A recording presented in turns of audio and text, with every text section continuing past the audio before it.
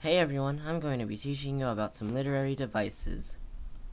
A literary device is a technique a writer uses to provide a greater understanding for the reader.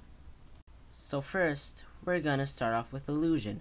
An allusion is a figure of speech that can be referenced to anything, real or not. An example of allusion might be me calling this person over here Pinocchio due to his large nose. The next literary device is irony. There are two kinds of irony: verbal irony, which is related to sarcasm, and situational irony, which is when the opposite of an expected action occurs. An example of situational irony might be me asking my teacher why I didn't get an A on this project, and then she says that it's because pigs don't fly, and then a pig flies right next to the window. But I can't draw pigs, so you're just gonna have to bear with me. Next we have jargon.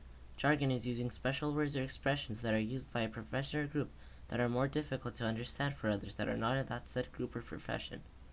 Next we have suspense. Suspense is a state or feeling of anxious uncertainty about what may happen. Whoa, what's happening? I'm being sucked in, what? That's an example of suspense. You were at the edge of your seats wondering what would happen.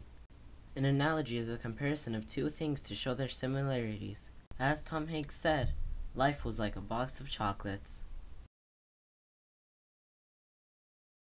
Dialogue is when two or more characters interact by talking to each other, as shown in this example.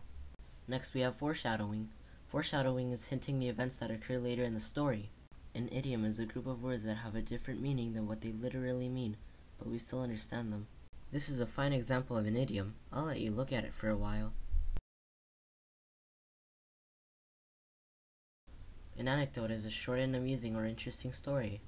They are usually about a real incident or person. Exaggeration is describing something and making more than it really is. Oh my god, look, there's so many bees out here, there's like 1,000,000! That's a good example of exaggeration, because I said that there were more bees than there actually were. Next is slang. Slang is using words or phrases that are seen as informal.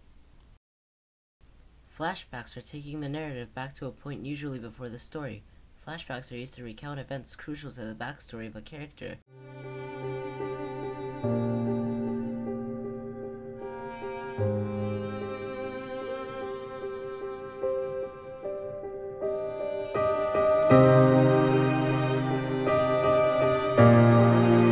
Lastly, we have surprise ending.